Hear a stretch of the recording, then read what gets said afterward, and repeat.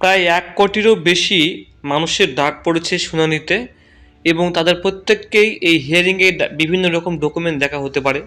তার মধ্যে হচ্ছে আধার কার্ড এটা উল্লেখযোগ্য। আপনারা পুরনো ডকুমেন্ট দেখাবেন, আধার কার্ড সঙ্গে দেখাবেন, অর্থাৎ আগেকার যে যত পুরনো ডকুমেন্ট আছে সেগুলো তো দেখাবেনই, পাশাপাশি বর্তমান যে ডকুমেন্টগুলো অর্থাৎ নতুন ভোটার কার্ড যেগুলো আপনার আছে, প্যান কার্ড, আধার কার্ড, রেশন কার্ড, এগুলো কিন্তু আপনারা বন্ধুরা প্লেস করবেন সেখানে।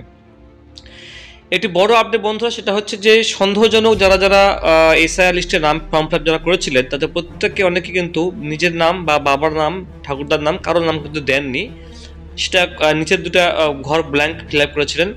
এবং দ্বিতীয় হচ্ছে এক ধরনের মানুষ যারা ফর্ম তো ফিল আপ করেছেন নিজের অথবা বাবা মায়ের দাদু ঠাকুমার দিয়ে করেছেন, কিন্তু তাদেরও কিন্তু একটি আনম্যাপড বা সন্দেহজনক ভোটার তালিকায় নাম ধরা হয়েছে এবং তাদেরকে নোটিশ পাঠানো হয়েছে।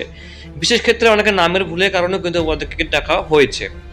এবার দেখুন, এই শুনানি যে হচ্ছে তার মধ্যে প্রায় ৮ লক্ষ ভোটারের নোটিশটা মৌকুব করে দেওয়া হলো, অর্থাৎ এদেরকে আর হিয়ারিংয়ে আসতে হবে না, স্বস্তি পাবেন বঙ্গবাসী। সন্দেহজনক ভোটার তালিকায় নাম নেই ৮ লক্ষ ভোটার, ফলে তাদের শুনানি ডাকা হবে না। কমিশন এমনটা জানিয়েছে বন্ধুরা। খসড়া তালিকা প্রকাশের পর প্রায় ১,৩৬,০০,০০০ ভোটারকে সন্দেহজনকের তালিকায় রেখেছিল কমিশন। মানে এদের কোনো ম্যাচিং নেই, নামের ভুল, বানানে ভুল রয়েছে বা আনম্যাপড, তো তাদেরকে কিন্তু ডাকা হয়েছে। এবং এর মধ্যে প্রায় ৮ কোটির নাম, মানে ৮ লক্ষ নাম এখানে বাতিল করে দেওয়া হয়েছে, থাকলো প্রায় ১ কোটি, ধরে নিন আপনাদের ২৮ লক্ষের মতো থাকলো। ১,২৮,০০,০০০ নাম তবুও থাকছে, কিন্তু ৮ লক্ষ নাম বাতিল করে দেওয়া হয়েছে। মানে এদেরকে হিয়ারিংয়ে ডাকা হচ্ছে না। প্রায় ১ মাস চলবে বন্ধুরা হিয়ারিং। এরপরেই আগামী মাসে ১৪ই ফেব্রুয়ারি ফাইনাল ভোটার তালিকা প্রকাশিত করা হবে এবং সেই ভোটার তালিকায় যেটা নাম থাকবে সেই নামের ভিত্তিতে বন্ধুরা এরা যে এনআরসি, সেই এনআরসি করা হবে, এনআরসি প্রক্রিয়াটাকে আগানো হবে এই এসআইআর ফাইনালিস্ট দেখেই। সন্দেহজনক ভোটারদের তালিকা প্রকাশের পর সংশ্লিষ্ট বুথ লেভেল অফিসারদের তা পাঠিয়ে দিয়েছিল কমিশন। সেই মতো তাদের থেকে নথি সংগ্রহ, মানে ১৩টি গ্রহণযোগ্য করে ম্যাপ মারফত তা আপলোডের নির্দেশ দেওয়া হয়েছিল। জানা যাচ্ছে ইতিমধ্যেই বিএলওরা সেই কাজ শেষ করেছেন। আপাতত সেই সমস্ত নথি খতিয়ে দেখা চলছে। সূত্রের খবর, এর মধ্যে ৮ লক্ষ ভোটারের নথি গ্রহণযোগ্য বলে চিহ্নিত করেছে কমিশন, ফলে তাদের আর এই হিয়ারিংকে ডাকার কোনো প্রয়োজন নেই। একাধিক কারণে ভোটারদের সন্দেহের তালিকায় দেখেছিল কমিশন।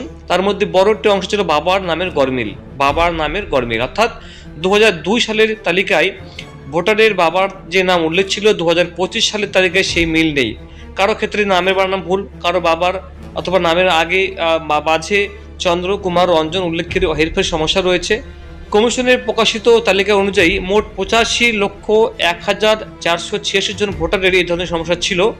যে ৮ লক্ষ নথি গ্রহণযোগ্য বিবেচিত হয়েছে তাদের সিংহভাগেরই বাবার নামের ভুল ছিল। আরও জানা যাচ্ছে বেশিরভাগ ভোটারই নথি হিসেবে মাধ্যমিকে অ্যাডমিট কার্ড জমা দিয়েছিলেন, আর সহজেই তা গ্রহণযোগ্য বলে গ্রহণ করেছে কমিশন। আপাতত এই ধরনের ভোটারদের জমা পড়া বাকি নথি যাচাই কাজ চলছে। বন্ধুরা, যত পুরনো আপনাদের vote pass, 5 pass, 8 pass document বা সার্টিফিকেট রয়েছে সেগুলো কিন্তু বন্ধুরা আপনারা হিয়ারিংয়ে দেখাতে পারবেন। আচ্ছা, হিয়ারিং হওয়ার পরে যে আপনার নাম উঠবে ফাইনাল তারিখে তা কিন্তু না। আপনি হিয়ারিংয়ে যেতে পারেন, কিন্তু আপনার নাম উঠতে পারে, তা না উঠতে পারে। এটা কিন্তু তারা ঠিক করবে যে আপনি কতটা ডকুমেন্টস দেখিয়েছেন, ঠিক আছে? তো খুব সহজেই বন্ধুরা নাম ওঠানো যাবে, আবার খুব সহজে আপনারা যদি ডকুমেন্ট দেখাতে না পারেন নাম আপনার উঠবে না।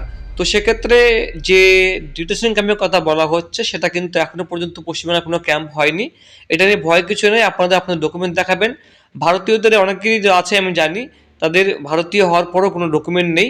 সেক্ষেত্রে আপনারা ভয় পাবেন না, আপনারা কোনো ডকুমেন্ট পাবেনই, বাড়িতে দেখবেন, সেটা নিয়ে আপনারা যাবেন। এবং যদি না পেয়ে থাকেন তো সেক্ষেত্রে বাংলাদেশি যারা আছেন, সেক্ষেত্রে বাংলাদেশের ক্ষেত্রে বলবো, ভারতীয় ক্ষেত্রে বলবো আপনাদের সিএ রয়েছে। হিন্দু হলে আপনাদের ভয়ের কোনো কারণ নেই, হিন্দু হলে আপনি ভারতে থাকবেন, এবং বাংলাদেশি হিন্দু হলে আপনি শরণার্থী হয়ে ভারতে থাকবেন, কোনো ভয়ের কিছু নেই। আর যদি আপনি মুসলিম হয়ে থাকেন সেক্ষেত্রে আপনার সমস্যা হতে পারে যদি এনআরসি শুরু হয়ে যায়। তো বন্ধুরা, এই ছিল update. Thank you so much.